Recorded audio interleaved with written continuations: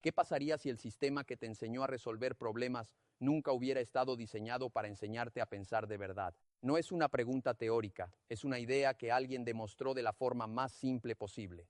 No con opiniones, no con teorías, sino haciendo algo que nadie más en una comisión oficial se molestó en hacer: leer los libros. Estamos en 1964, en Pasadena, California. Richard Feynman está sentado solo en su estudio. A su alrededor hay algo que parece exagerado, casi imposible de ignorar: montones de libros de texto apilados hasta cubrir el espacio, más de 300 libras de material. Son todos los libros de matemáticas que estaban siendo evaluados para las escuelas públicas de California. Y aquí empieza lo extraño. En toda la comisión encargada de decidir qué aprenderían millones de estudiantes, Feynman es el único que realmente está leyendo los libros. No resúmenes, no informes. Los libros completos, página por página, capítulo por capítulo, problema por problema. Mientras él analiza el contenido directamente, los demás hacen otra cosa: delegan, revisan opiniones externas, leen reportes de profesores y luego promedian calificaciones. Nadie está interactuando realmente con el material, solo están procesando evaluaciones. Y cuanto más Feynman lee, más claro se vuelve algo incómodo. El sistema no está diseñado para comprender, está diseñado para clasificar. El objetivo no es entender si un libro enseña bien, sino asignarle un número. Y entonces ocurre algo que debería haber detenido todo el proceso. Un editor no logra entregar su libro a tiempo. Para cumplir con el plazo, envían una versión incompleta, un libro con portada, pero completamente en blanco por dentro. Sin contenido, sin explicaciones, sin problemas, nada. Ese libro llega junto con los demás al proceso de evaluación. Y lo que sucede después es casi imposible de creer. Los otros comisionados lo califican como si fuera un libro normal. Nadie lo abre, nadie lo revisa, nadie nota que está vacío. Y aún así, el libro en blanco recibe una puntuación promedio incluso ligeramente superior a la de otros libros reales del mismo editor. El sistema no detecta el vacío porque nadie está mirando de verdad. Solo están siguiendo el proceso. Feynman lo resume con una frase que deja en evidencia todo: seguramente está usted bromeando, señor Feynman. Pero no era una broma, era una advertencia. Las personas encargadas de decidir qué aprenderían los niños no podían distinguir entre conocimiento real y páginas en blanco, porque nunca estaban observando el contenido directamente. Y aquí es donde el problema se vuelve más profundo. Porque lo más preocupante no era el libro vacío, era lo que sí pasaba dentro de los libros que estaban correctos. Porque lo más preocupante no era el libro en blanco, era lo que sí contenían los libros que supuestamente estaban bien hechos. En un libro de ciencias para niños pequeños, Feynman encontró algo aparentemente simple: imágenes de un perro de juguete, un perro real y una motocicleta. Debajo de cada imagen aparecía la misma pregunta: ¿qué los hace moverse? La respuesta oficial era siempre la misma: la energía. Y ahí es donde aparece el verdadero problema. Porque decir energía no explica nada, no describe un mecanismo, no muestra un proceso, no enseña una causa real. Es una palabra que suena científica, pero en realidad reemplaza la explicación con una etiqueta. Para un niño, eso no es comprensión, es memorización disfrazada de conocimiento. Feynman lo vio con claridad: el sistema estaba enseñando palabras, no ideas. Y eso lo llevó a una prueba simple pero poderosa. Si no puedes explicar cómo se mueve un juguete sin usar la palabra energía, entonces no entiendes realmente lo que está pasando. Su alternativa era completamente distinta. En lugar de dar una palabra abstracta, proponía algo concreto: abrir el juguete, mostrar los engranajes, los resortes, el mecanismo real, dejar que el estudiante vea cómo funciona por dentro. Porque entender no es repetir una palabra correcta, es ver la estructura detrás del fenómeno. Pero este enfoque crea una consecuencia incómoda. Un niño que realmente entiende empieza a hacer preguntas, y un niño que hace preguntas deja de ser fácil de controlar dentro de un sistema rígido. Y ahí es donde esta historia deja de ser solo sobre libros de texto en California y empieza a revelar algo mucho más grande sobre cómo se construye el conocimiento. Porque si un sistema enseña respuestas en lugar de comprensión, entonces su objetivo no es educar, sino estandarizar la forma de pensar. Y eso no se queda en las escuelas, se extiende a todo. Y ese mismo patrón no se quedó en las escuelas, se extendió. Años después, Feynman ya había visto que el problema no era un lugar, ni un país, ni un sistema educativo específico. Era algo más profundo, una forma de estructurar el conocimiento donde lo importante no era entender, sino encajar. Porque cuando el sistema te da una respuesta lista, también te quita la necesidad de pensar. Y eso crea un efecto silencioso pero poderoso. Personas capaces de repetir información, pero incapaces de reconstruirla cuando el contexto cambia. Hoy, ese problema no ha desaparecido. En realidad, se ha vuelto más eficiente. Ya no necesitas una comisión revisando libros o profesores corrigiendo manuales. Ahora tienes sistemas completos diseñados para entregarte conocimiento empaquetado, cursos, certificaciones, tutoriales, metodologías, frameworks, todo está optimizado.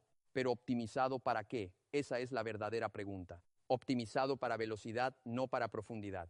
Para respuestas, no para comprensión. Y eso cambia completamente el tipo de mente que se forma. Porque una mente entrenada para memorizar se vuelve dependiente del contexto. Necesita instrucciones claras, ejemplos previos, estructuras conocidas. Pero una mente entrenada para entender puede enfrentarse a lo desconocido sin colapsar. Y esa diferencia no es pequeña, es decisiva.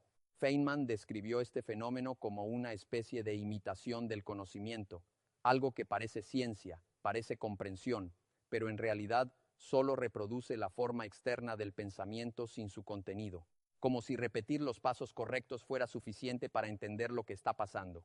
Pero no lo es. Y aquí aparece una idea central en su forma de pensar. El mayor enemigo del aprendizaje no es la ignorancia, es la ilusión de conocimiento. Porque cuando crees que entiendes algo, dejas de cuestionarlo. Y en ese momento, el aprendizaje se detiene. Por eso Feynman insistía en algo que parece simple, pero es extremadamente difícil de aplicar en la práctica. No engañarte a ti mismo, porque eres la persona más fácil de engañar. Y si no cuestionas lo que crees saber, entonces no estás aprendiendo, solo estás acumulando certezas que no has puesto a prueba.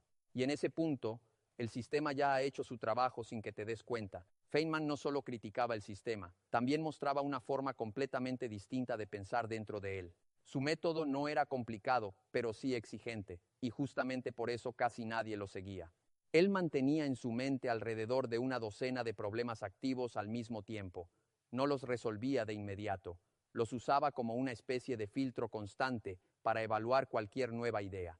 Si una idea no podía sobrevivir cuando se enfrentaba a esos problemas, entonces no era sólida, tenía que ajustarse o simplemente se descartaba. Su forma de trabajar se apoyaba en tres principios simples.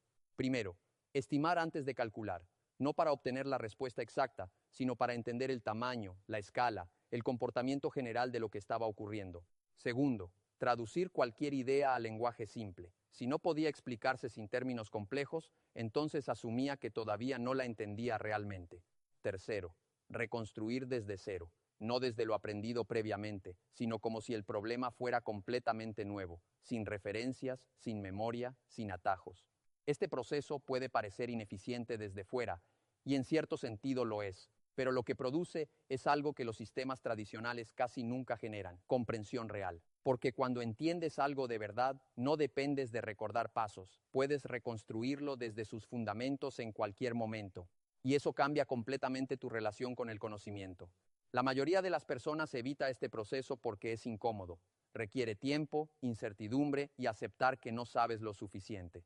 Pero cada vez que eliges un atajo, también aceptas una consecuencia: dependencia. Y la dependencia siempre limita la capacidad de pensar por uno mismo. Feynman hacía exactamente lo contrario.